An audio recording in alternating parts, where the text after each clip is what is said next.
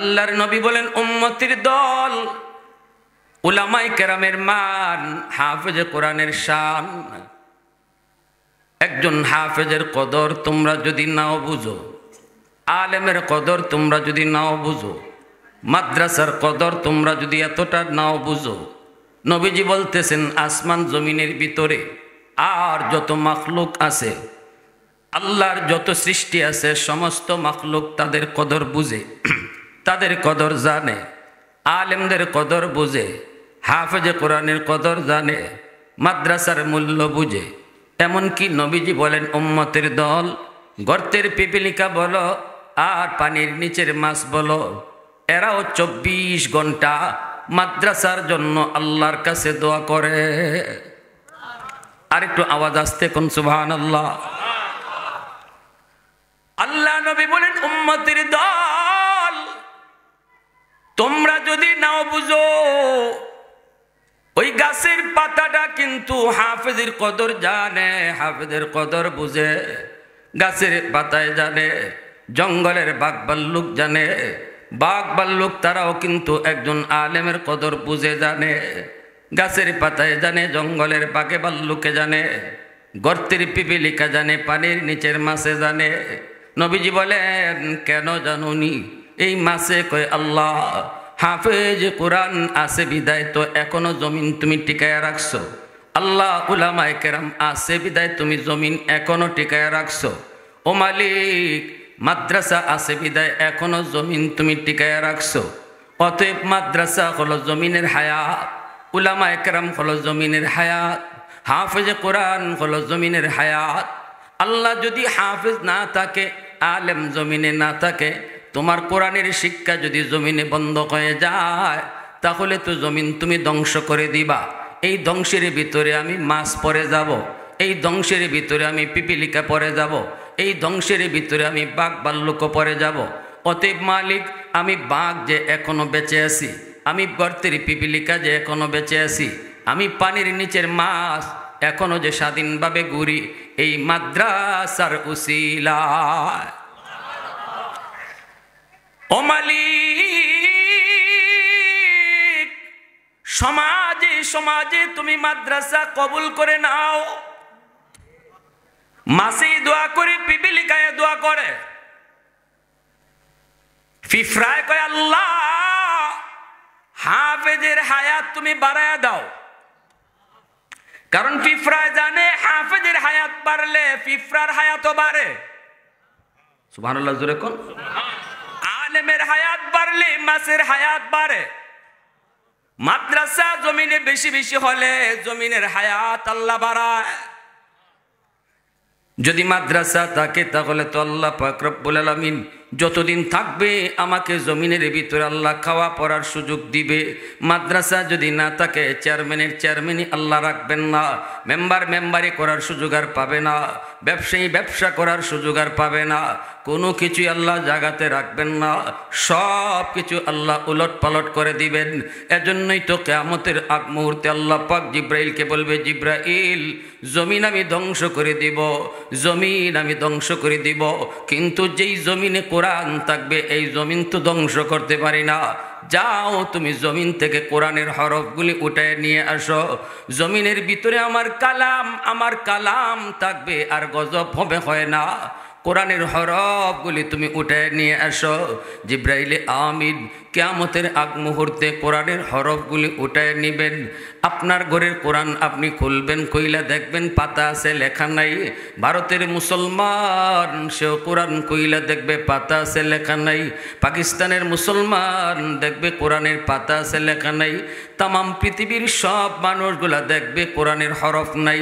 তখনই বুঝতে হবে আল্লাহ এই জমিন আর টিকায়া রাখবেন না। এজন্য নিজে বাঁচার জন্য নিজে সুখে শান্তিতে থাকার জন্য মাদ্রাসা নিজ দায়িত্বে টিকায় রাখতে হবে। কেউ যদি কয় মাদ্রাসা আমি বন্ধ করে ফেলবো, সে নিজের পায়ে নিজে কুড়াল মারলো। আল্লাহ তার জীবনটাও বন্ধ করে দিবে, চতুর্দিক দিয়ে আল্লাহ তাকে অন্ধকারে ফেলায় দিবে। দুনিয়াতে বেঁচেও সে মরার মতো চলবে, কারণ সে কোরআনকে বন্ধ করতে চাইছে, আল্লাহ তার চতুর্দিক অন্ধকার বানায় দিবে। এই ক্ষমতা আল্লাহর আসেনি না নাই? একটু আওয়াজ দিয়ে কও না যুবক, আসেনি না নাই? আরো জোরে বলো, আসেনি না নাই? আল্লাহ চাইলে মুহূর্তের ভিতরে আমার চতুর্দিক অন্ধকার বানায়া আমাকে জিন্দা একটা মুর্দা মানুষ বানায়া রাখতে পারে। এজন্য আল্লাহ পাক রব্বুল আলামিন কয়, আল্লাহ পাক কয় জানুনি, কোরআন তোমাদের জন্য রহমত, কোরআন তোমাদের জন্য রহমত।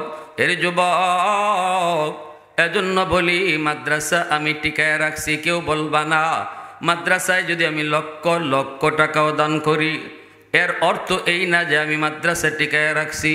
বরং নবীর হাদিস বলে তুমি বলবা, সুন্দর করে বলবা, তুমি বলবা আমি টিকায় রাখছি তা নয়, বরং মাদ্রাসার উসিলায় আল্লাহ আমাকে টিকায় রাখছে।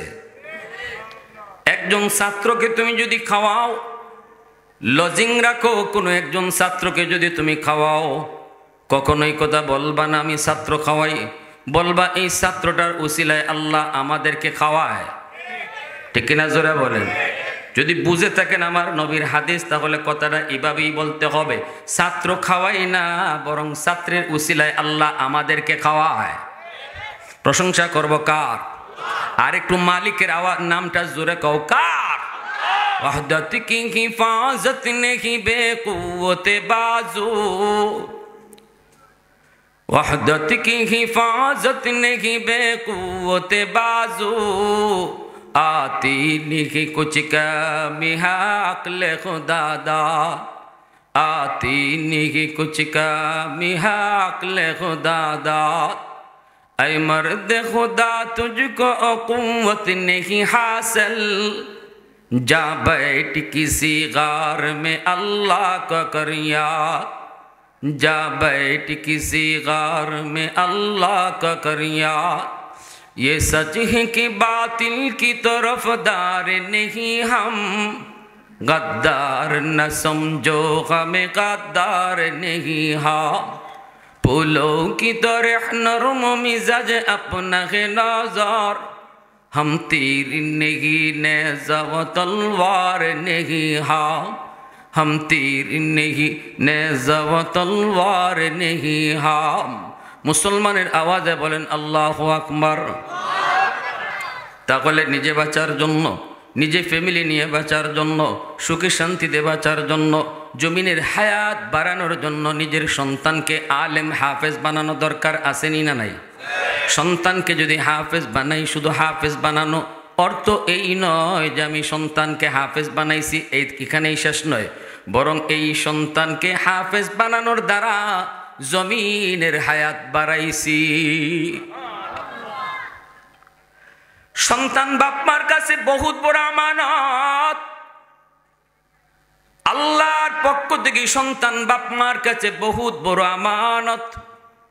আমানত বলা হয় যে জিনিস দখলে আমার, কিন্তু মালিক আমি না, মালিক হলেন অন্য কেউ, মালিক আমার আল্লাহ। সন্তান দখলে আমার, কিন্তু মালিক হলেন আল্লাহ। আমানতের বস্তু ব্যবহার করার তরিকা হলো নিজের মর্জি, ব্যবহার করা যায় না, মালিকের মর্জি মতো ব্যয় করতে হয়। এজন্য সন্তান যদিও দখলে আমার, এই সন্তানের ব্যাপারে আমার কোনো মর্জি চলবে না, মর্জি চলবে আল্লাহর। সন্তানকে কি খাওয়াবো, সন্তানকে কি দেখাবো, সন্তানকে কি পড়ালেখা করাবো, সন্তানকে কেমন পোশাক পরাবো, সন্তানের কানে আমি কি শোনাবো, সন্তানের চোখে আমি কি রেকর্ড করাবো, এই ব্যাপারে বাপমার নিজস্ব কোনো সিদ্ধান্ত চলবে না। যদি চালাই তাহলে খেয়ানতকারী হইয়া কিয়ামতের ময়দানে দাঁড়াতে হবে। আর আল্লাহর মর্জি যদি চালাই, আমানতদার হইয়া আল্লাহর সামনে পুরস্কার নিব। সন্তান আল্লাহর পক্ষ থেকে আমানত। এজন্য আমার সন্তান কি পড়বে, কি শিখবে, আমার সন্তানের প্রথম শিক্ষক হলাম আমি বাবা, আমার সন্তানের প্রথম শিক্ষক হলো আমি মা, আমার সন্তানের প্রথম বিদ্যালয় হলো তার ঘর। দুনিয়াতে আইসে ঘরে ঢুক, তার বাপমার ঘরে পাইছে, এই ঘর হলো তার প্রথম মাদ্রাসা। আর বাপ মা হলো প্রথম শিক্ষক। এইবার বাপ মা সন্তানকে তুমি কি শিখাইবা? সর্বপ্রথম শিক্ষকের কাছ থেকে সর্বপ্রথম মাদ্রাসায় সন্তান যা শিখে এই শিক্ষাটা মরণ পর্যন্ত আসর থাকে। কারণ শিশুকালটা হলো শিশুদের কাদামাটির মতো। কাদামাটির ভিতরে আপনি যা লিখতে চাইবেন লিখতে পারবেন, কিন্তু মাটি যদি শক্ত হয়ে যায় লিখতে চাইলেও লেখা যায় না। সন্তানের দিল দেমাগ হলো কাদামাটির মতো। এই কাদামাটির মধ্যে আপনি যা লিখবেন লিখতে পারবেন। সন্তান আমার ছোট্ট অবুঝ, আমি মনে করি আমি বুঝে না, কিন্তু না না, আমার নবীর হাদিস বলে সন্তান সব বুঝে, দুধের বাচ্চায় সব বুঝে। এই দুধের বাচ্চাটার চোখ হলো ভিডিও রেকর্ডার, কান হলো তার অডিও রেকর্ডার। ঘরের ভিতরে যা সে দেখে এগুলা চোখে রেকর্ড করে, কানের মধ্যে যে সে যা ঘরে শুনে কানের ভিতরে সে রেকর্ড করে রাখে। যখন সন্তান বড় হয় এতদিন যা ঘরে রেকর্ড করেছে তাই সাপ্লাই দেয়। আমি যদি আমার সন্তানের কানে গান রেকর্ড করাই, ঘরের মধ্যে যদি গান বাজে, গানের আওয়াজ কানের মধ্যে রেকর্ড করে রাখবে, এই সন্তান বড় হইয়া গান প্রিয় হবে। যদি সন্তানের কানের মধ্যে কোরআন তেলাওয়াত রেকর্ড করাই, মা যদি কোরআন তেলাওয়াত করে, বাবা যদি ঘরে কোনো এক টাইমে কোরআন তেলাওয়াত করে, তেলাওয়াতের আওয়াজটা শিশু বাচ্চার কানের মধ্যে রেকর্ড হয়ে থাকে, বড় হলে পরে সে কোরআনের পক্ষেই আওয়াজ তুলবে। আর যদি গান রেকর্ড হয় তাহলে গানের পক্ষে থাকবে, কোরআনের তেলাওয়াত যদি রেকর্ড হয় কোরআনের পক্ষে থাকবে। এইবার আমি বাবা সিদ্ধান্ত নিব আমার সন্তানের চোখে আমি কি রেকর্ড করাবো। আমি কি আমার সন্তানের চোখে গান বাজনার দৃশ্য, নাটক সিনেমার দৃশ্য রেকর্ড করাবো, নাকি নামাজ পড়ার দৃশ্য রেকর্ড করাবো, কোরআন তেলাওয়াত করার দৃশ্য রেকর্ড করাবো? সন্তানের কানে আমি গান বাজনা রেকর্ড করাবো, নাকি সন্তানের কানে আমি কোরআন তেলাওয়াতের আওয়াজ রেকর্ড করাবো? এই সিদ্ধান্ত নিতে হবে মা, এই সিদ্ধান্ত নিতে হবে বাবা।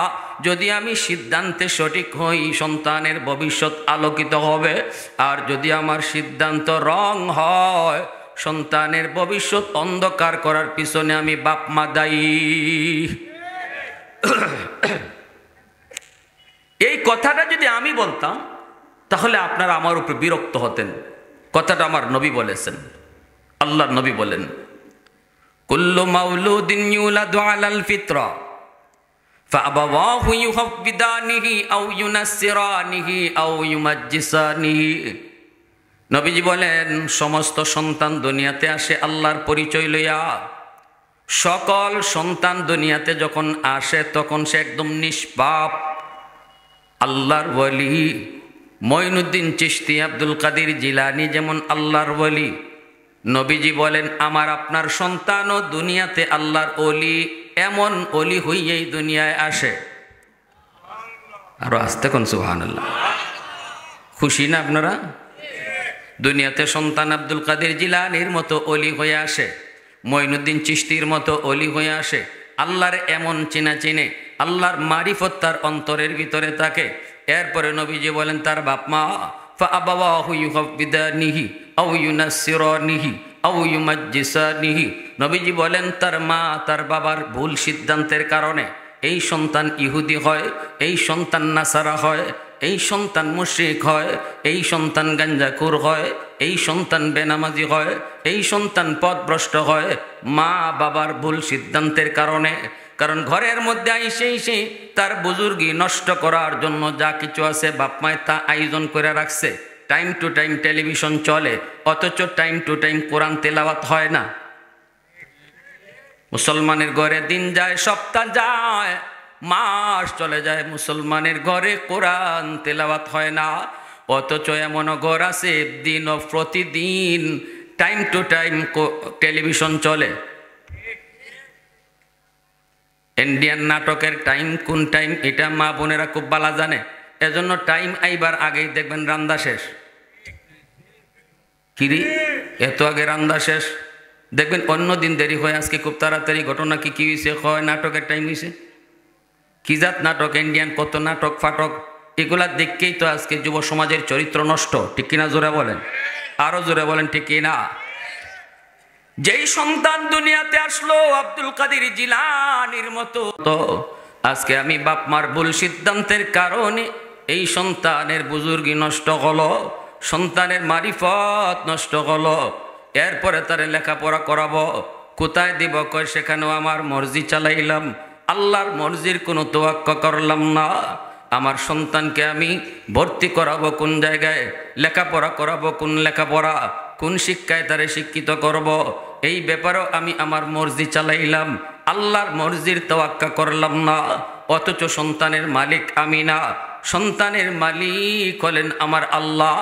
এই সন্তানের লেখাপড়ার ব্যাপারেও নিজের কোনো চিন্তা চলবে না, চলবে সিদ্ধান্ত মালিকের, যিনি সন্তানের মালিক।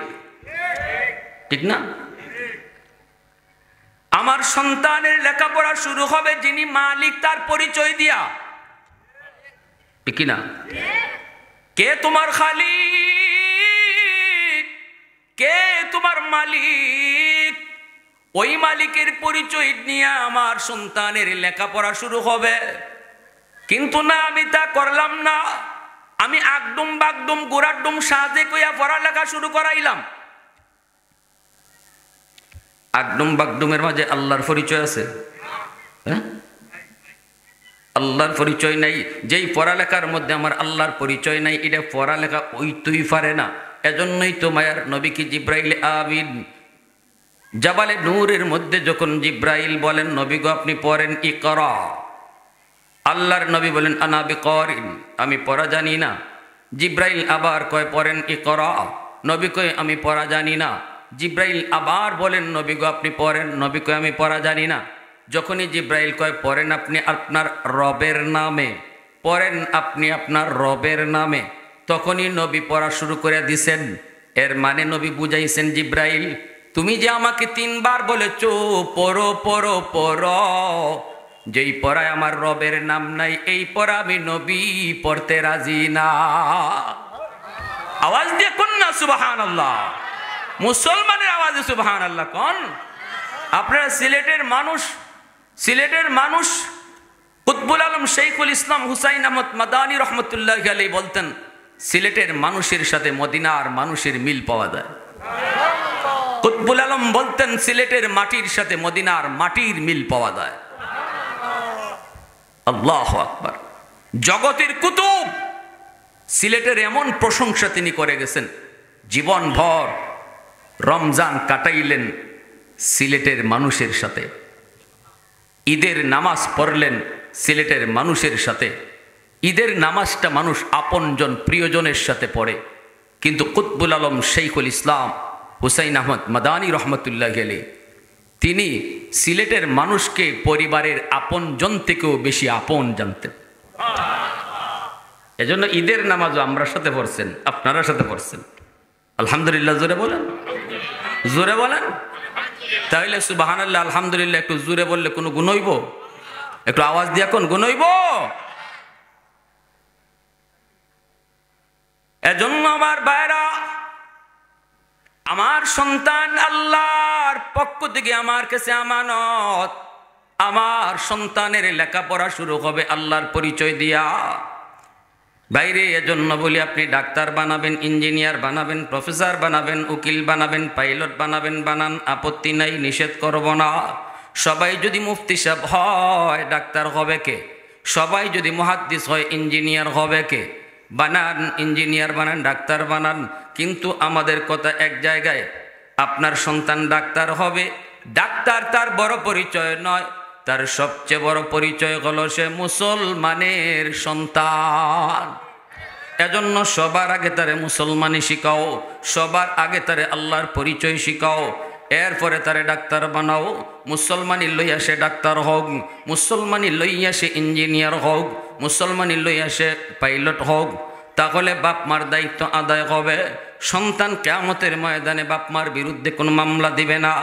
আর যদি আমি মুসলমানি না শিখাইয়া তারে ডাক্তার বানাই, মুসলমানি না শিখাইয়া তারে ইঞ্জিনিয়ার বানাই, আগডুম বাগডুম গোড়াডুম সাজে শিখাইয়া তারে ডাক্তার বানাইলাম, ব্যাঙ্গের ফাল আর সাইকেল দৌড়ানি শিখাইয়া তারে ইঞ্জিনিয়ার বানাইলাম, তার দিলের ভিতরে আখেরাতের কোনো ফিকির ঢুকানো হলো না। এ জীবন জীবন নয়, মরণের পরের জীবনটাই আসল জীবন। এই শিক্ষা আমার সন্তানের দিলে দেওয়া হয় নাই। ডাক্তার হইছে ঠিক, কিন্তু মানুষ হতে পারে নাই। 20,000 টাকার লোভে পইরা নর্মাল ডেলিভারি কেসের রোগীকে বলবে সিজার করতে হবে, নইলে মাও মরবে, বাচ্চাও মরবে। 20,000 টাকার লোভ ঢুকছে ডাক্তারের। বলুন তো, যেই ডাক্তার নর্মাল ডেলিভারি কেসের রোগীকে কয় সিজার করতে হবে, অপারেশন লাগবে, টাকার লোভ ঢুকছে। সারা জীবনের জন্য যেই মেয়েটাকে, যেই মাকে অসুস্থ বানায়, এই ডাক্তারকে ডাক্তার বলবেন নাকি ডাকাত বলবেন?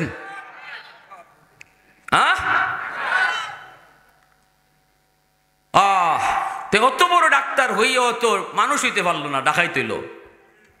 কেন হইল? কারণ এ জীবন জীবন নয়, মরণের পরের জীবন আসল জীবন। এই শিক্ষাটা শিশুকালে তারে মাদ্রাসায় ফরাইয়া তার কলিজায় দেওয়া হয় নাই, তারে ওই পরিবেশে শিক্ষা কলিজায় দেওয়া হয় নাই। আপনার সন্তানটারে যদি 5 বছর নুরানি মাদ্রাসায় পড়ান, নুরানি মাদ্রাসা যদি 5টা বছর শিশুকালে পড়ান, আজকে স্কুলের অঙ্ক ইংরেজি নুরানি মাদ্রাসায় একই সিলেবাসে ঢুকানো হয়েছে। স্কুলের 1-এ 2-তে 3-তে যে অঙ্ক ইংরেজি, মাদ্রাসার নুরানিতে একই সাজেশন এবং ভালো মানের শিক্ষক রাখা হয়, যেন 5 বৎসরে সে আল্লাহর মারিফত কলিজায় লইয়া, আখেরাতের ফিকির তার দিল দেমাগে ঢুকাইয়া, কোরআনের প্রতি মহব্বত কলিজায় লইয়া, এরপরে যেন হাই স্কুলে ভর্তি হইতে পারে। হাই স্কুলে গেলেও সে তখন বেনামাজি হবে না, কোরআনের বিপক্ষে কথা বলবে না। ইউনিভার্সিটিতেও যদি যায়, নাস্তিকদের ভিড়ে গেলেও আপনার সন্তান কোনোদিন আলেমদের বিরুদ্ধে কথা বলবে না, মাদ্রাসার বিরুদ্ধে কথা বলবে না, কোরআনের বিরুদ্ধে যাবে না, বরং ভার্সিটিতে ফইরাও সে কোরআনের সৈনিক হবে। কারণ শিশুকালে আপনি তারে 5 বৎসর নুরানি মাদ্রাসায় পড়াইছেন। এই 5 বৎসরে তার কলিজার ভিতরে যা ঢুকায়া দেওয়ার হুজুররা, উস্তাদগণ, উলামায়ে কেরাম ঢুকায়া দিছেন, এটা এমনভাবে ঢুকাইছে, এটা পাথরে খোদাই করে লিখে দিয়ে দিছে। এটা মুছবে না, এটা ভুলবে না, এটা কখনো ভুলবে না। এজন্য আমি বলবো, ডাক্তার বানাবেন, ইঞ্জিনিয়ার বানাবেন, আমাদের আপত্তি নাই, কিন্তু 5 বছর মাদ্রাসায় পড়াও, আল্লাহর নাম লইয়া সে পড়া শুরু করুক। কার নাম লইয়া? জোরে বলেন, কার নাম লইয়া? যিনি বানাইছেন, যিনি খালিক, যিনি মালিক, তার নাম লইয়া তার পড়ালেখা জীবনের শুরু হোক। তারে আগে মুসলমানের বাচ্চা বানাও, তার আগে মানুষের বাচ্চা বানাও। কোরআনের শিক্ষার মাধ্যমে সন্তান মানুষের বাচ্চা হয়। মুরগির বাচ্চা জন্ম নিলে মুরগি হয়, মানুষের বাচ্চা জন্ম নিলে মানুষ হয় না, তারে মানুষ বানাইতে হয়। আর মানুষ বানানোর ফ্যাক্টরি হলো মাদ্রাসা। এই কথা আল্লাহ কোরআনের সূরাতুর রহমানে বলছেন। আর রহমান আল্লামাল কুরআন খালাকাল ইনসান। আল্লাহ কয়, রহমান কে জানোনি? যিনি কোরআন শিখাইছেন, তারপরে মানুষ বানাইছেন। তাহলে আল্লাহ বুঝাইল, মানুষ হবে সেই যার জীবনে কোরআন আছে। ঠিক কিনা ভাই? ও বাবা, বাবা হওয়া সহজ, কিন্তু একজন আদর্শ বাবা হওয়া কঠিন। মা হওয়া সহজ, আদর্শ মা হওয়া কঠিন। আমার আব্বা শিশুকালে, আমার একটা এখনো কথা মনে আছে, বলবো, অসুবিধা আছে আপনাদের? মনোযোগ কার কার আছে? একটু হাত উঠে আল্লাহর দেখান তো। আল্লাহ তুমি কবুল করো, জোরে কোন আমিন।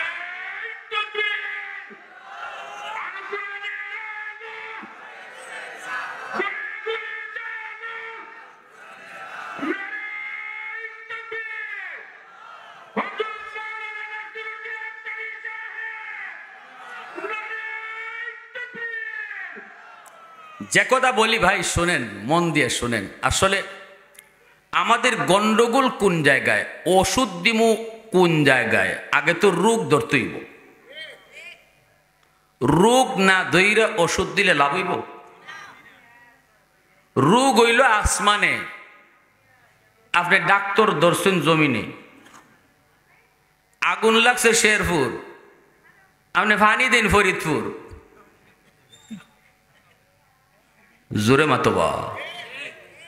আগুন লাগছে শেরপুর, পানি দেন ফরিদপুর। হুজুর পানি ভরা দেন, কি তৈছে? ইয়া আল্লাহ হুজুর ফুলায় তো ইবাই হিবাই যায়, কোনো কথাই হলে না, উল্টা আরো যেমন চায় তা করে। হুজুর পানি ভরা দেন, পানি ভরা দেন। হুজুরে পানি ভরা দিছে, খাম হয় না। খাম হইব কেমনে? আগুন যেখানে এখানে না পানি ভরা লাগবে। পানি তো জিতুইব যেখানে আগুন এখানে। আপনি তো গুড়ায় গন্ডগোল লাগাই তো রাখছেন। গাছের চারা যখন থাকে তখন পানি দিলে চারা গাছের উপকার। গাছ যদি মোটা হয়ে যায় পানি দিলেও তো লাভ নাই। কি ভাই সোজা বাংলা কথা কইতেছি, কোনো কষ্ট হইতেছে আপনাদের? গাছ যখন চারা থাকে তখন পানি দেন, পানিতে কাম হবে। গাছ যদি মোটা হয় পানিতে লাভ হবে না। যেই জমানার মা বাবারা এটা চিন্তা করত, সন্তানকে একদম শিশুকাল থেকে মাদ্রাসায় পড়াইতো, আলেমুল আমার পরামর্শ নিয়ে চলতো, ঘরে ঘরে কোরআন তেলাওয়াত হইতো, ফজরের পরে মুসলমানের ঘর থেকে কোরআন তেলাওয়াতের আওয়াজ শোনা যাইত। ওই জমানায় হুজুরদের পানি ভরায় ডাইরেক্ট অ্যাকশন হইতো। কারণ পানি ভরা তো আপনার ঘরে গিয়ে ঢুকবো, দরজা লাগবো, গজবের দরজা দিয়ে আল্লাহর কোরআন ঢুকে না, রহমতের দরজা লাগে। যেই ঘরে কোরআন তেলাওয়াত হয় না, যেই ঘরে গান বাজনা চলে, এই ঘরে তো রহমতের দরজা বন্ধ থাকে, গজবের দরজা খোলা থাকে। হুজুরের পানি পড়া, কোরআন তেলাওয়াতের পানি পড়া ঢুকবো কোন দরজা দিয়া? ঠিক কিনা? গহরপুর সাহেব রাহিমাহুল্লাহ নাম শুনছেন না আপনারা? গহরপুর সাহেব হুজুরের নুরুদ্দিন গহরপুরি রহমতুল্লাহ গেলি, ওনার জীবনে একটা কারগুজারি শুনলাম, আমার উস্তাদের জবানে শুনছি। কারগুজারিটা হলো, হুজুর শনি মঙ্গলবারে পানি ভরা দিতেন, শনি মঙ্গলবারে পানি ভরা দিতেন। এত হাজার হাজার মানুষ আইতো, সবরে যদি লাইন ধরে পানি ভরা দিতে হয় হুজুরে সারাদিন লাগবো, ঠিক না? এজন্য হুজুরে মাদ্রাসার যে সামনের ফুকুর আছিল, ফুকরি আপনারা কি দেখো ফুকুর, এই ফুকুরের মাঝে ফু দিয়া হুজুর চলে যেতেন আর কইতেন তোমরা ফুকুর থেকে পানি নাও, খাম হয়ে যাইব। আল্লাহর কালামের কি জাত আসর আসিল, ফু দিতা ফুকুরের এক কোনাত, সারা ফুকুর আল্লাহ এ কোরআনের আসর পৌঁছাই দিত। যে ওই পানি নিত বোতল দিয়া কাম হয়ে যেত। কারণ ওই সময় পানি ভরাটাকে মুসলমানের ঘরে ঢুকবার দরজা খোলা আসিল। মুসলমানের তখন মুসলমানি লইয়া ডাক্তার হইছে, ইঞ্জিনিয়ার হইছে, মুসলমানি লইয়াই সে জীবন চালাইছে। ফজরে ফরে তিলাওয়াত হইছে মুসলমানের ঘরে। এজন্য ফুকুরের পানি তো কাম হয়ে গেছে গে। এক লোক আইসে কয়, হুজুর আমি লন্ডন থেকে আইছি, হুজুর আপনি ফুকুরের মাঝে ফু দিয়া যান, ফুকুরে ফু দিয়া যান, ফুকুর থেকে সকলেই পানি নেয়। আমার তো মনে জানি কিতা কিতা করে, আপনি ফুকুরের ই কোনার যে ফু দিলেন হি কোনার যায় কেমনে? কথা বুঝুননি আপনারা আমার।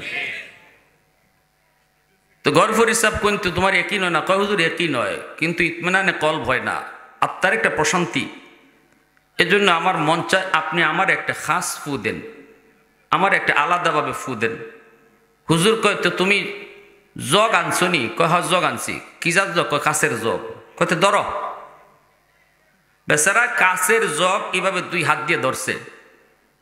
আমার একজন উস্তাদ কাছে ছিলেন, হুজুর বলতেছেন আমরাও দেখতেছি, হুজুর বলতেছেন গরপুরি সাহেব বলতেছেন ভালো করে ধরো। কাছের জগটা দুই হাত দিয়ে ধরে রাখছে, পানি ভরা কাছের জগটা। হুজুর খালি আল্লাহর কোরআন পুরে ফুটা দিছইন, সাথে সাথে ফুর এমন আসর, টাস টাস করে কাছের জগ ভাঙ্গিয়া সব পানি পানি মাটিত পড়ছে। এরপরও আওয়াজ আসতে হয়েছে সুবহানাল্লাহ। আপনাদের ই এলাকাত মুরাদ আলী মনে এরম বহু গৌর ফুরে ফুরে দিছেন সুবহানাল্লাহ, নমুনা কয় আর কি। আরো জোরে কন্যা সুবহানাল্লাহ, আরো জোরে কন্যা সুবহানাল্লাহ। আল্লাহর কোরআনের আসর আসেনি না নাই? পাওয়ার আসেনি না নাই? আল্লাহ নবীর দেশ আরবের একটি জাহাজ মালদ্বীপ শহরের কাছেই সাগরে এসে ডুবে গেল। এই ডুবে যাওয়া যাত্রী সব মারা গেল। বাস্তব একটা ঘটনা শোনাই, একজন হাফেজ কোরআনের শোনো ভাই, সন্তানকে তুমি ডাক্তার বানাও বানাও অসুবিধা নাই, কিন্তু যদি সন্তানকে হাফেজ বানাইবার নিয়ত করো তাহলে তো নূরুন আলা নূর, এর উপরে কোনো সিদ্ধান্ত হয় না রে ভাই। কে আজকে দুনিয়ার মাটিতে আমরা তাদের মাথায় পাগড়ি পরাইলাম, যে হাফিজ হলো তার মাথায় পাগড়ি পরাইলাম আমরা, কিন্তু কিয়ামতের ময়দানে তার মা বাবার মাথায় পাগড়ি পরাইবেন আল্লাহ নিজের হাতে। মান করা আল কুরআন ওয়া আমিলা বিমা ফিহি উলবিসা ওয়ালিদাহু তাজান ইয়াউমাল কিয়ামা। ওই মা কত ভাগ্য, ওই বাবার কত বড় ভাগ্য, যেই বাবা যেই মা জানলো আজকে তার সন্তানের মাথায় পাগড়ি পরানো হয়েছে।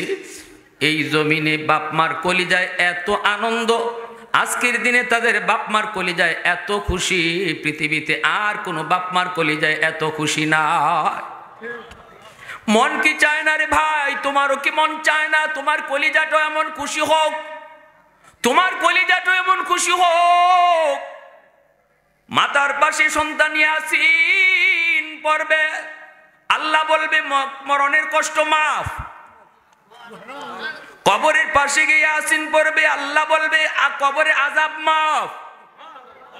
এ ফেরেশতারা তাকায় দেখ, কবরের উপরে তার বাচ্চাটা চোখের পানি জড়ায় জড়ায় আমি আল্লাহর কালাম তেলাওয়াত করতেছি। গজবের ফেরেশতারা গজব বন্ধ কর, গজব বন্ধ কর, আযাব বন্ধ কর। তার বাচ্চায় আমি আল্লাহরে রহমান রহিম কয়ে ডাকে, আমি আল্লাহরে অতি দয়ালু অতি মায়ালু কয়ে ডাকে। আমি তার বাপরে কেমন করে কবরে আযাব দেই, আযাব বন্ধ করো। কিয়ামতের ময়দানে আল্লাহ পাক একটা নূরের তাজ লইয়া দাঁড়ায় থাকবেন। হাসরবাসী মানুষগুনকে আল্লাহ লক্ষ্য করে বলবেন, কই মা বাবারা আসো, কই তোমরা মা বাবারা আসো। নবীর বাপ মা যায় কইব, আল্লাহ আমি তো অমুক নবীর আব্বা অমুক নবীর আম্মা। আল্লাহ বলবেন, আমি কোন নবীর মা বাবাকে খুঁজি না, আমি কোন নবীর বাপ মারে খুঁজতেছি না, তোমরা একটু সাইডে দাঁড়াও। এরপরেই দেখা যাইব একজন হাফেজ কোরআনের মা, একজন আলেমের বাবা এসে কইব, আল্লাহ আমাকে চিনচিন্নি। আল্লাহ কইব, তুমি কেডা? কই আমি অমুক হাফিজ সাহেবের আব্বা, আমি অমুক হাফেজ কোরআনের মা। আল্লাহ বলবেন, আমি তো তোমাকেই খুঁজতেছি। দুনিয়ার জমিনে 10টা বাচ্চা, 100টা বাচ্চার ভিতরে 90টা বাচ্চাই স্কুল কলেজের দিকে গেল, কিন্তু তুমি তোমার বাচ্চাটারে নিয়ে মাদ্রাসার দিকে গেছো। সমাজের মানুষ তোমারে কত কথা বলছে, মাদ্রাসায় কেন পড়াও, মাদ্রাসায় পড়লে খাইব কেমনে, চলবো কেমনে, সরকারি কোনো সার্টিফিকেট নাই, কেমনে চলবো কেমনে খাইব। কিন্তু এতগুলা কথা শোনার পরেও তুমি পিছপা হও নাই। আমি আল্লাহকে খুশি করার জন্য কলিজার টুকরা সন্তানটারে নিয়ে মাদ্রাসার দিকে রওনা দিছ। ওই দিনই আমি আল্লাহ তুমি বাবার উপরও খুশি হইয়া, ওই দিনই আমি আল্লাহ তুমি মার উপরও খুশি হইয়া নিজের হাতে পাগড়ি বানায় রাখছি। তোমার সন্তানের মাথায় পাগড়ি পরাবে মানুষ, আর তোমরা বাপ মার মাথায় পাগড়ি পরাইবো আমি আল্লাহ। ধন্য ধন্য ওই মা ওই বাবা, যেই বাবার সন্তান হাফেজ হইছে, আলেম হইছে। বাইরে দুনিয়া বেশি দিনের নারী যুবক, আজ আছো কাল নাই, এখন নয় তখন, আজ নয় কাল সবাইকে একই পথের প্রতীক হতে হবে। কিন্তু দুনিয়ায় যদি একটা সন্তান হাফেজ আলেম তুমি বানিয়ে যাইতে পারো, দুনিয়ায় বাবা হওয়া তুমি সার্থক। জাহাজ ডুবে গেল, সবগুলি যাত্রী মারা গেল। একটা বাস্তব ঘটনা শোনাই, একজন হাফেজের কারগুজারি। মনোযোগ আছে আপনাদের সবার? আলহামদুলিল্লাহ। একটু আবারও হাতটা তুইলা দেখান, মনোযোগ কার কার আছে? আল্লাহ তুমি কবুল করো, জোরে কোন আমিন। আর একটু জোরে কোন আমিন।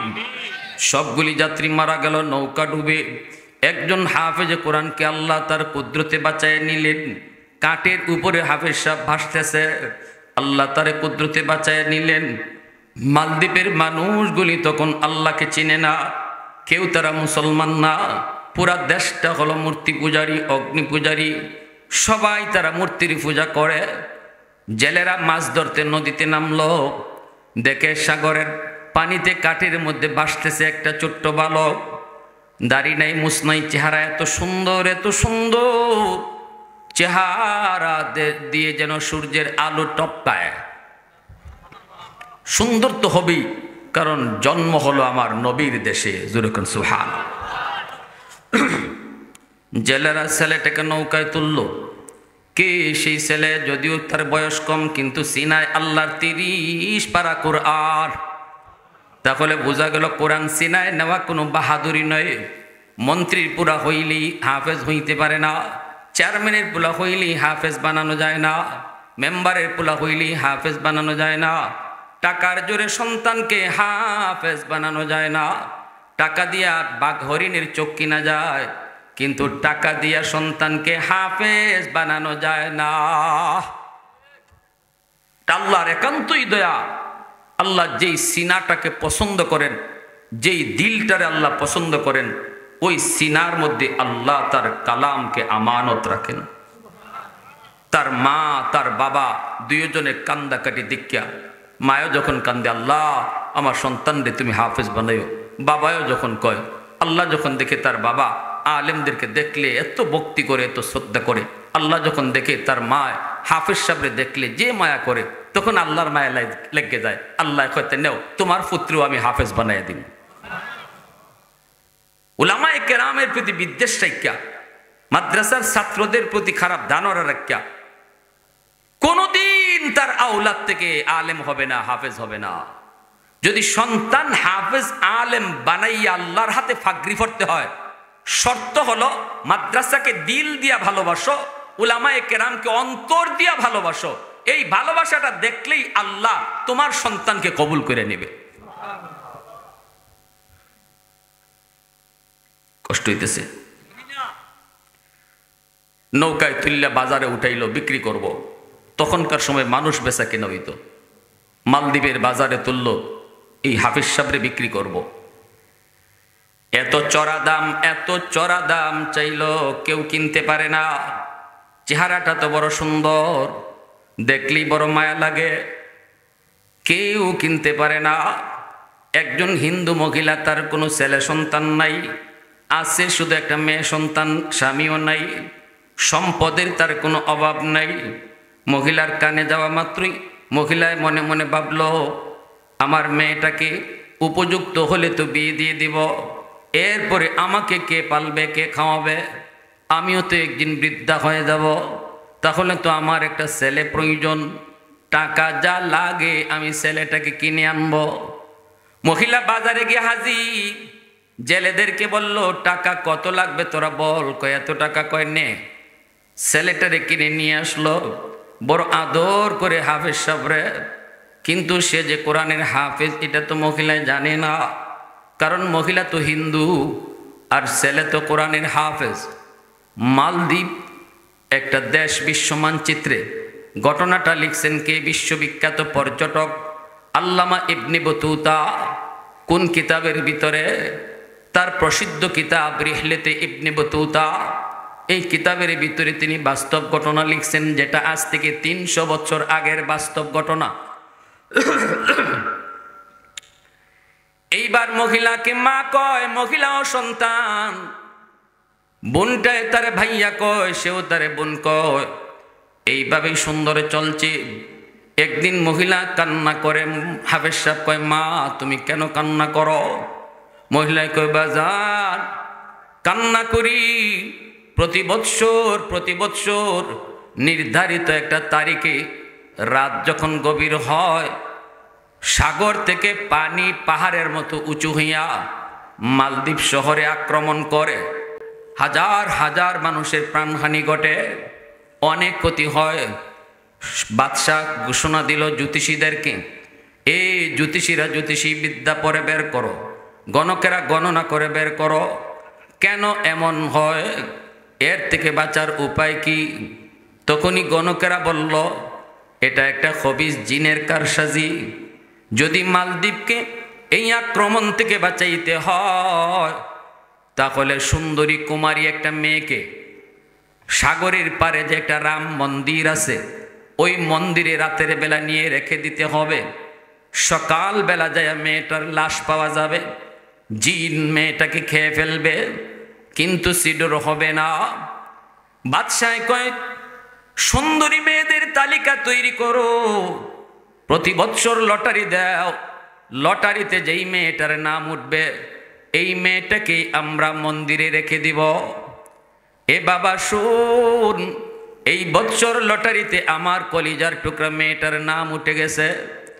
আমাকে বাদশাহ জানাইছে সন্ধ্যা হলে পরে তার সৈন্যরা এসে আমার মেয়েটাকে জোর করে ধরে নিয়ে যাবে, মন্দিরে তারে রেখে দিবি, সকালবেলা যায় তার লাশ পাওয়া যাবে। বাবা তুমি বলো আমি মা কেমন করে সেটা সইব? এত আদুরি সন্তান, এত মায়া করে তারে বড় করলাম, আজকে মার চোখের সামনে মরণের ঘাটে যাবে, কেমনে মা সেটা সইব? এজন্য আমি মা কান্দি। হাফেজ সাহেব কয় মা তুমি টেনশন করো না, সমাধান আমি দেব, আমার বোনের কোনো ক্ষতি হবে না, ক্ষতি হতেও আমি দেব না, আবার সিডরও হবে না, জিনেও পানি তুলতে পারবে না, মালদ্বীপেরও কোনো ক্ষতি হবে না, সমাধান আমি দেব। মহিলায় কয় বাবা এটা তুমি কি কও? তুমি আবার কেমনে সমাধান দিবা? আমার মেয়েকে না দিলে তাহলে তো সিডর হবে। সাগরের পানি, মালদ্বীপ শহরের উপর আক্রমণ, এই আক্রমণের দ্বারা তো অনেক অনেক ক্ষতি হবে। এমনি হাফেজে কোরআন কয় মা তুমি মনে করেছ জিনের শক্তি বেশি, আমার সিনার মধ্যে আল্লাহর 30 পারা কোরআন। ওই খবিস জিনের শক্তি থেকে কোরআনের শক্তি হাজার হাজার গুণ বেশি। মহিলায় কোরআন কি জিনিস বুঝে না, বুঝে না, বুঝার কথাও না। মহিলা তো মুসলমানই না, কেমনে কোরআন বুঝবে, কোরআনের মহত্ব বুঝবে, কেমনে কোরআনের বরত্ব বুঝবে? মহিলায় কয় বাজান তাহলে কেমনে তুমি কি করবা, আমার তো বুঝে আসে না। হাফেজ সাহেব কয় মা গো আমার বোনের জামা কাপড় পরাইয়া, আমার বইনের জামা কাপড় আমারে পরাইয়া পালঙের মধ্যে মেয়ে লোক পানাইয়া বসায়া রাখো, এরপরে বোনটারে নানার বাড়ি পাঠাইয়া দাও, আমাকে মেয়ে লোক মনে কইরা ওরা নিয়ে মন্দিরে রাখো, এরপরে যা হয় আমি বুঝবো। সুবহানাল্লাহ সুবহানাল্লাহ। এরপরে যেটা হয় আমি বুঝবো। আমারে বোনের কাপড় ফরাইয়া, আমার বইনের জামা কাপড় ফরাইয়া মেয়ে লোক সাজায় বসায় রাখো, এরা আমারে মেয়ে লোক মনে করে নে মন্দিরে রাখো, আর দেখি জিনের কদ্দুর শক্তি আছে, কেমনে খায়। মহিলা মানুষ কোরআনের মহত্ব বরত্ব বুঝে না। মহিলা এইবার কয় না বাবা আমি তোমাকে হাতছাড়া করব না, যদি তোমারে খেয়ে ফেলে।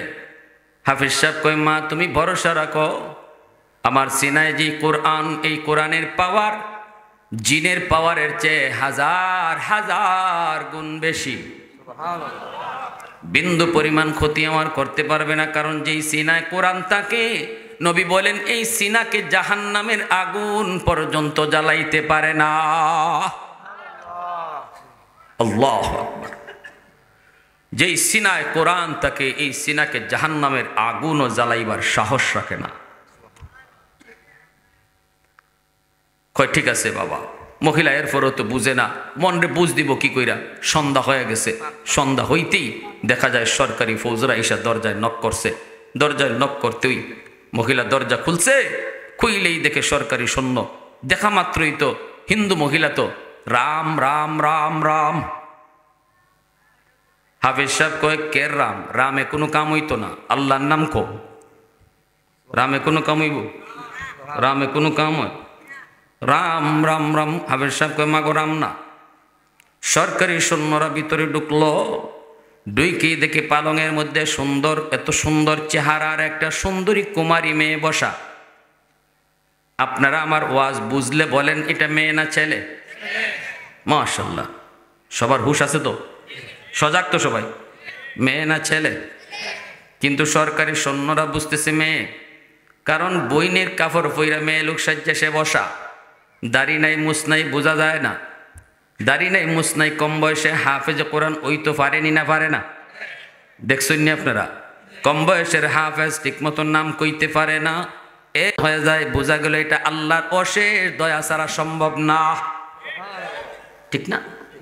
এটা আল্লাহর অশেষ দয়া ছাড়া সম্ভব। সুম্মা আওরাসনাল কিতাব, আল্লাযীনা ইসতাফাইনা মিন ইবাদিনা, আল্লাহ পাক কয় হাজারো হাজারো বান্দা বান্দির ভিতর থেকে যার সিনাকে আমি আল্লাহ চয়েস করি, তাকেই আমি আমার কোরআনের ওয়ারিস বানাই। আলেম সবাই হইতে পারবে না, হাফেজ সবাই হইতে পারবে না। আল্লাহ নিজে নির্বাচন করেন কারে আল্লাহ হাফিজ বানাইবেন, কারে আল্লাহ আলেম বানাইবেন। সুবহানাল্লাহ। এজন্য রে ভাই, কপাল লাগে একজন হাফেজের বাপ হইতে, কপাল কপাল লাগবে একজন হাফেজের মা হইতে। এটা আল্লাহর নিজের নির্বাচন, আল্লাহর নিজের নির্বাচন। আল্লাহ কয় এটা তোমারও ইখতিয়ার না, আমি আল্লাহ যদি চাইতে হবে। আফসোস লাগে না? আহা, আমারে আমার আব্বা স্কুল থেকে মাদ্রাসায় দিলা, আমার চাচারা কেউ রাজি না, না পোলার এই মাদ্রাসায় দিও না, চলবো কেমনে, খাইব কেমনে, এটা তো আমরাও কই, ঠিক না নি?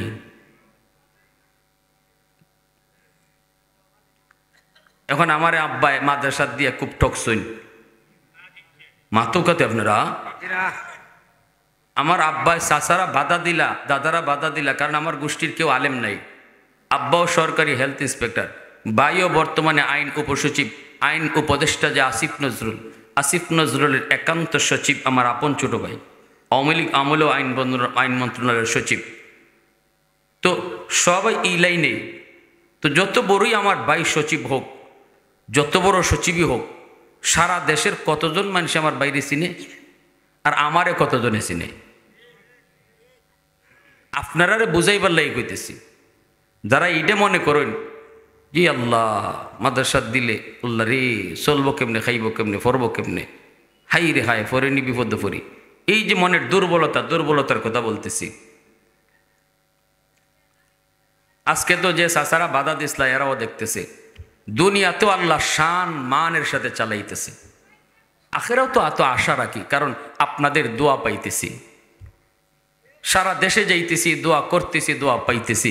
এখানে কি কোনো একজন আল্লাহর বান্দা এমন নাই যার দোয়াটা আল্লাহর কাছে কবুল হয়? অবশ্যই অবশ্যই এমন কোন একটা হাত আছে যে হাতের উঠাইলে আল্লাহ হাত ফিরাইয়া দেয় না।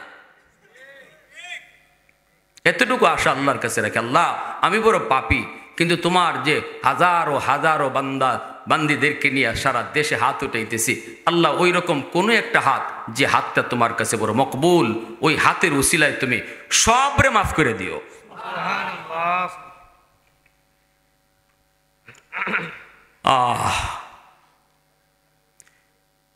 এখন দৈরে নিয়ে যাইতেছে হাফিজ সাহেব কয় আমার দৈর না, আমি নিজেই যাইব, টান দেওয়ান লাগতো না। যাইতেছে মন্দিরের ভিতরে নিয়ে ঢুকায় ওরা চলে আসলো।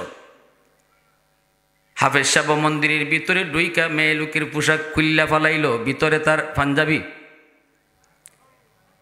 হাতের মধ্যে ছিল একটা জায়নামাজ। ওই জায়নামাজটা মন্দিরের ভিতরে বিছাইয়া আল্লাহর কদমে সেজদায় পড়ে গেল। তামাম জমিন আল্লাহ পাক এই উম্মতের জন্য মসজিদ বানায় রাখছে, সুবহানাল্লাহ। গোটা দুনিয়ার জমিনটাকে আল্লাহ পাক শুধুমাত্র উম্মতে মুহাম্মদের জন্য আল্লাহ পাক মসজিদ বানাইছে। যেখানে আপনি সেজদা দিবেন, যেই জমিনে আপনি সেজদা দিবেন, হাওরে সেজদা দেন, বন্দরে সেজদা দেন, পাহাড়ে সেজদা দেন, জমির আইলে সেজদা দেন, আল্লাহ কই এই সেজদার জায়গাটাই আমি মসজিদ বানায় নিব। সুবহানাল্লাহ জোরে কোন। অথচ মুসা নবীর উম্মত, অন্যান্য নবীর উম্মত ক্ষেতের আইলে নামাজ পড়লে নামাজ হইতো না, এলাকার মসজিদে আয়া নামাজ পড়তে হতো, ঘরে নামাজ পড়লেও নামাজ হইতো না, মসজিদে আইসেই নামাজ পড়তে হতো।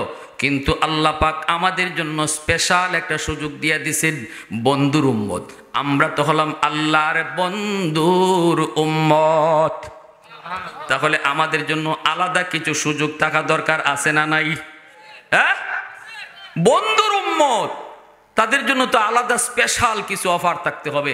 সেই অফারটা হলো, না বন্ধু যাও তোমার উম্মতকে বইলা দাও, জমির আইলো আছে, কাম করতেছে, মসজিদে আজান হইছে, আউন লাগতো না, মুসা নবীর উম্মতের মতো গেরামাইয়া নামাজ পড়ন লাগতো না, তারে কও জমির আইলেই নামাজে দাঁড়ায় যাইতো, আমি ওই জায়গাটারই মসজিদ হিসাবে কবুল করে নিব। সুবহানাল্লাহি ওয়া বিহামদিহি।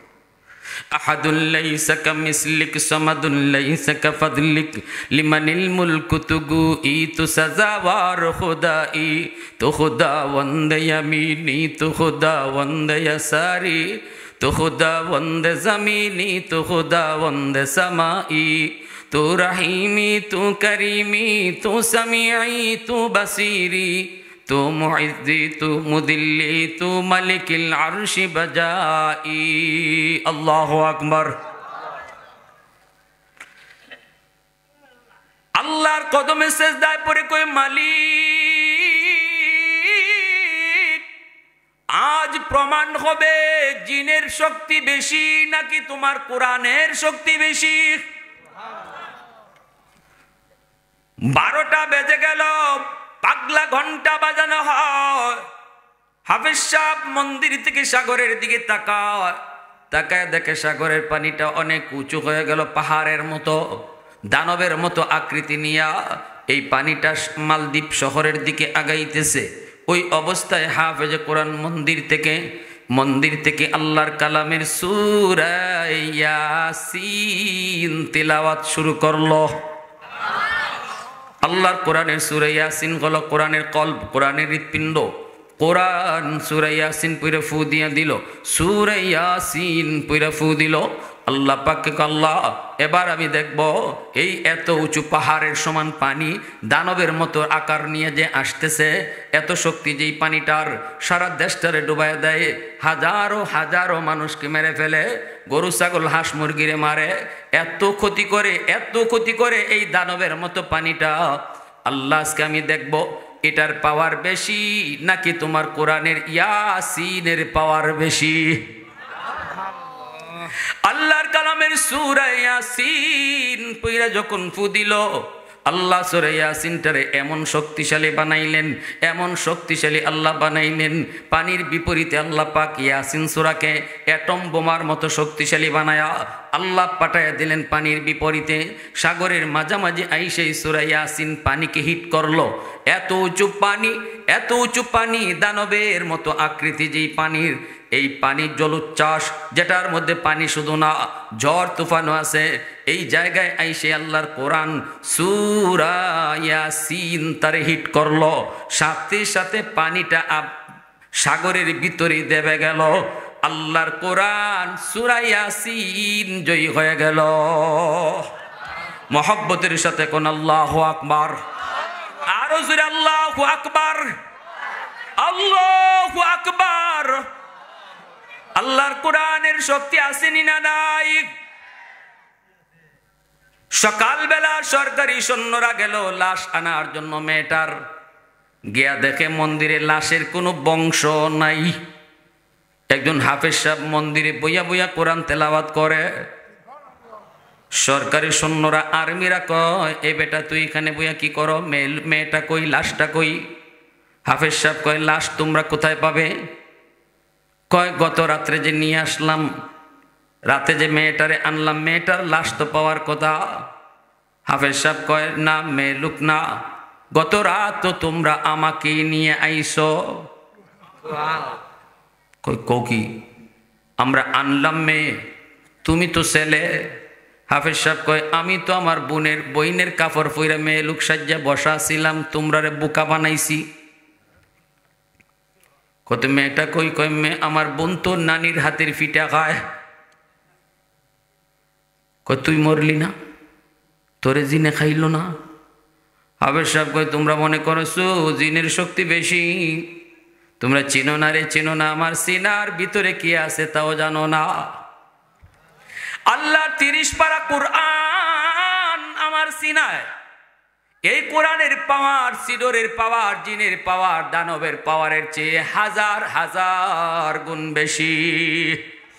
আমি তো 30 পারা কোরআন পড়াও ফু দিই নাই, আমি মাত্র একখান সূরা পড়া ফু দিছি, সূরা ইয়াসিন।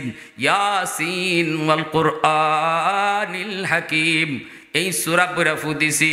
মুহূর্তের ভিতরে আল্লাহর কোরআন জয়ী হয়েছে, দানবের মতো এই পানি পরাজিত হয়েছে। সাথে সাথে সরকারি ফৌজেরা এরা বাদশার কাছে চলে গেল জরুরি সংবাদ নিয়া। বাদশাহ কয় তাড়াতাড়ি আমারে নিয়ে চল। বাদশাহ মন্ত্রী পরিষদ নিয়ে সব লইয়া হাফিজ সাহেবের কাছে আসলো। আইসা হাফিজ সাহেবের কাছ থেকে বিস্তারিত শুনলো। শোনার পরে কই বাবা শুন, যদি কোরআনের এমনই পাওয়ার হয় তাহলে আমরা কেন আর কোরআন থেকে দূরে থাকব? আমরা কেন অন্ধকার ধর্মে থাকব? এই জিনের কাছ থেকে বাঁচতে কত সুন্দরী রে আমরা দিলাম তার বুক। আজকে আল্লাহর কোরআনের উসিলায় যদি বেঁচে গেলাম তাহলে তো কোরআন সত্য, এই ধর্ম সত্য। বাবা হাত দে, হাত দে। বাদশাহ মন্ত্রী পরিষদ জনগণ লইয়া ওই একজন হাফেজের হাতে হাত রাইকা সারা দেশ কালেমা পড়ে মুসলমান হয়ে গেল। ওই দিন থেকে মালদ্বীপ একটা মুসলিম দেশ, এর আগ পর্যন্ত ছিল অমুসলিম দেশ। আজও বিশ্ব মানচিত্রে মালদ্বীপ একটা মুসলিম দেশ। এই মুসলিম দেশ হিসাবে হওয়ার পিছনে যার হাত ছিল সে ছিল একজন হাফেজে কুরআন। সুবহানাল্লাহি ওয়া বিহামদি, সুবহানাল্লাহিল আযীম। এই এমন কয়েকজন হাফেজকে আজকে আমরা আপনাদের মাদ্রাসায় ফইরে যারা হাফিজ হইছে ফাগরি নিছে, কিয়ামতের ময়দানে আল্লাহ যখন কইব যাও জান্নাতে যাও, তখন এরা কইব আল্লাহ যেই এলাকার মাদ্রাসাত ফইরা হাফিজ ইসলাম ওই এলাকার মানুষে আমারে থাকা খাওয়ার ব্যবস্থা করে দিছিল, এরা সুযোগ দিছে দেখি আমি হাফিজ হইছি, এদেরকে সারা আমি জান্নাতে যাইমু না। তখন আল্লাহ বলবেন যাও ওই এলাকার মানুষগুলাকে সারিবদ্ধ করে দাঁড় করাও। দুই সারিতে দাঁড় করানো হবে। হাফেজ সাহেবকে মাঝখান দিয়ে আল্লাহ সাইরে দিব। আর কইব দেখো তো কেরা কেরা চিনে। একজনে কইব হুজুর আমারে চিননি, আনাল্লাযী সাকাইতুকা মা, আমি আপনাকে এক গ্লাস পানি পান করাইছিলাম। আরেকজনে কইব হুজুর আপনি আমারে চিনছেননি, আনাল্লাযী ওয়াহাবতুকা ওযুয়া, আমি আপনাকে এক বদনা অজুর পানি দিছিলাম। মুহাদ্দিসিনে কেরাম হাদিসের ব্যাখ্যায় লিখেন এর উদ্দেশ্য পানি আর অজু নয়, উদ্দেশ্য হলো যতজনে যতভাবে মাদ্রাসার সহযোগিতা করছে সবাই কইব আর হাফেজ সাহেব চিনব। তখন আল্লাহ কইব বরযাত্রীর মতো তাদেরকে লইয়া তুমি জান্নাতে ঢুকে পড়ো। বরযাত্রী কতজন ঢুকে এর হিসাব থাকে না, ঠিক না? 200 কইলে যায় 300, 300 কইলে ঢুকে 400, ঠিক কিনা? এজন্য একজন আলেম কতজন লোক লইয়া জান্নাতে যাইব আল্লাহর নবী নির্ধারিত ফিগার দেন নাই। হাফেজ সাহেব যাইব 10 জন লইয়া, কিন্তু আলেম কতজন লইয়া এটা নির্ধারিত কোনো ফিগার নবী বলেন নাই। আলেম 16 বছরে আলেম হইতে যত মানুষের সহযোগিতা ছিল এদেরকে লইয়া সে জান্নাতে যাইব। কারো পিছনে থাকবো 16,000, কারো পিছনে থাকবো 16 লাখ, কারো পিছনে থাকবো 16 কোটি। সুবহানাল্লাহ। এজন্য আল্লাহর নবী বলেছে কুন আলিমান আও মুতাআল্লিমান আও মুহিব্বান আও মুঈনান ফালা তাকুন খামিসা। সাবধান, 4 দলের ভিতরে থাকো। 4 দল জান্নাতি দল। হয় তুমি আলেম হও, নয় তালেবে ইলম হও, আর নতুবা আলেমদেরকে মহব্বত করো দিল থেকে অন্তর থেকে, আর আলেমদেরকে সহযোগিতা করো। 5 নাম্বার দলে যাইও না, অর্থাৎ মাদ্রাসার প্রতি বিদ্বেষ রেখো না। ই কথা কইও না মাদ্রাসায় পড়ে কি হইব, এই কথা কইও না মোল্লা মুন্সিরা এই দেশটারে খাইলো, এমন কথা কইও না। রসুল কয় যদি এমন কথা কও দুনিয়াও বরবাদ আখেরাতও বরবাদ। আল্লাহ আমাদের সবাইকে বুঝার, সে অনুযায়ী চলার আল্লাহ তৌফিক দান করুন। অন্তত আল্লাহ আমাদের আওলাদ থেকে একজন হলো হাফেজ আলেম আল্লাহ কবুল করুন। সবাই বলেন আমিন। আর হুজুর মাদ্রাসার জন্য একটু সহযোগিতা, যাবেন না? মুনাজাত দেব, মুনাজাত দেব। সহযোগিতা এই এত রাত্রে না।